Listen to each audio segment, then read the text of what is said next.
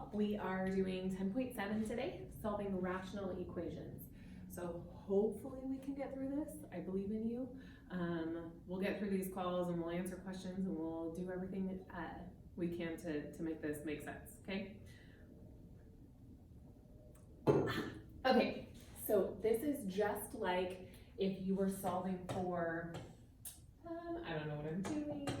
Okay, if you're solving for like an x and you have x over 3 equals 4 over 15, okay? We would cross multiply and then divide, right? And we know that 3 times 4, that 12, would equal the 15 times x, okay? We may end up with a fraction, that's okay. So in this case, we would divide by 15, divide by 15, and then just simplify your fraction. 12 over 15, you can divide both of them by 3. So I'd end up with 4/5. Now, your answer should always end up as a fraction if it doesn't start as a decimal. If it starts as a decimal, you can give your answer as a decimal. But let's go ahead and hopefully this is something that you remember, the cross multiplying and dividing. Let's say we make it a little bit harder, okay? So let's say we have something like this. You have 3 over x minus 3, and you have an x on both parts of the fraction. So remember, a rational equation, rational just means fraction. You've written it as a fraction. So this is 3 over x minus 3, and that equals 2 over x. What we're gonna do is we're gonna cross multiply to solve. So if we cross multiply this way, I have 3x equals, then this times that. So I have 2 times x minus 3. Now we're gonna take stuff that we already know how to do. Multiply that 2 out, you get 2x minus 6 is gonna equal 3x. And then you wanna work, again, just to get your variable like you would before, move all the variables to one side, all the constants to another. So in this case, I subtract the 2x, subtract 2x, and I get x equals -6. Okay, not too bad. Let's try another one like that, where you just have basic x's. We're not working with quadratics, we're not working with x squared or anything yet, okay? So let's say I have 1 over n equals 3 over n plus 4. And I'm taking these samples from your book if you're following in 10.7. Again, we're just gonna go ahead and we'll cross multiply. So 3 times n is going to equal 1 times that whole thing, because you wanna treat it like one term. It's on the bottom half of the fraction, so treat it like one term. So 3n is gonna equal n plus 4, because we just multiply by 1. So now, again, we wanna get the variables by themselves. So we'll subtract n, those cancel out. I get 2n equals 4, divide by 2, divide by 2, and n is gonna equal 2. So not too bad, okay? Let's say I have something like example 2 where I have an addition problem. So it's not just one rational equation equals another rational equation. I have to work with what we did a couple lessons ago where we have to create a common denominator. So the example there shows 1 over c plus 3 over 2c equals 2 over c plus 1. Now, if what I want to do is I want to add these together and then have one rational equation equal another rational equation, just like what we did before, work with this side first, and then I'm going to just multiply this by 2, okay? So then I get 2 over 2c plus 3 over 2c. Now I can combine that, and I have 5 over 2c equals 2 over c plus 1.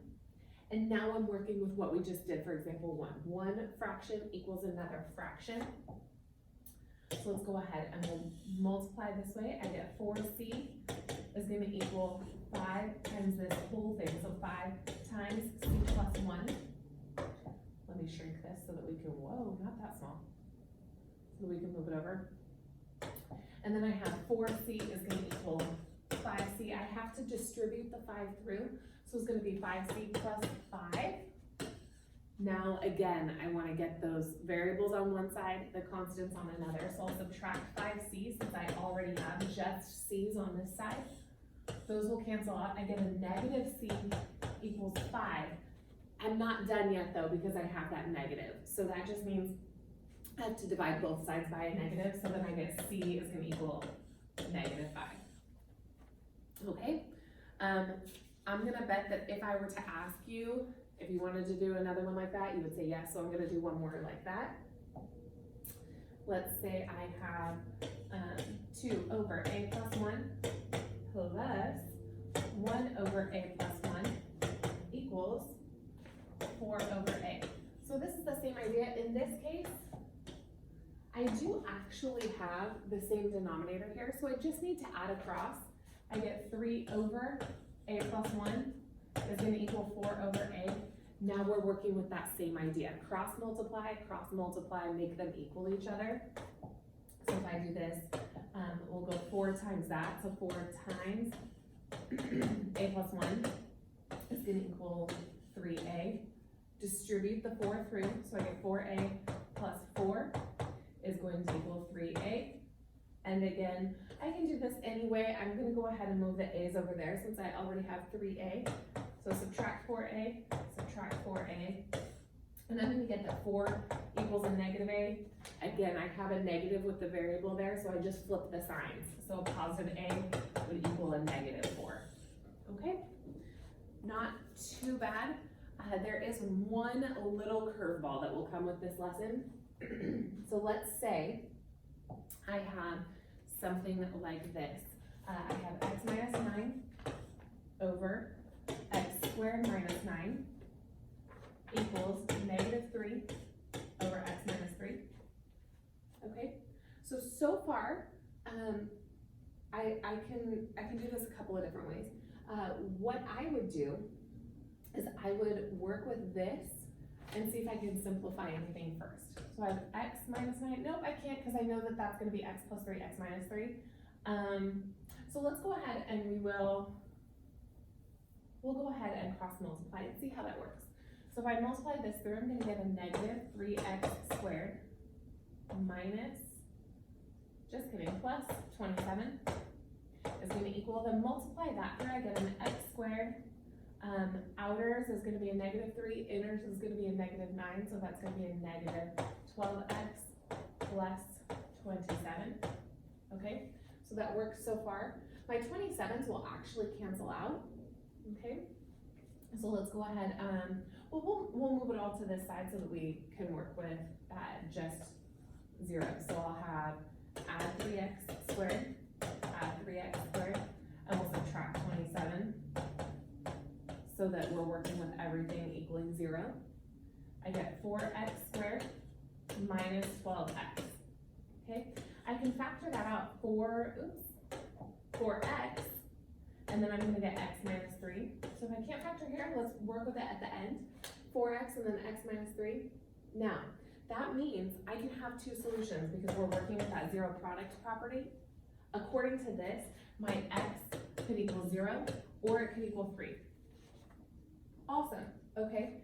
However, if I were to do either of those, one of them would not work, okay?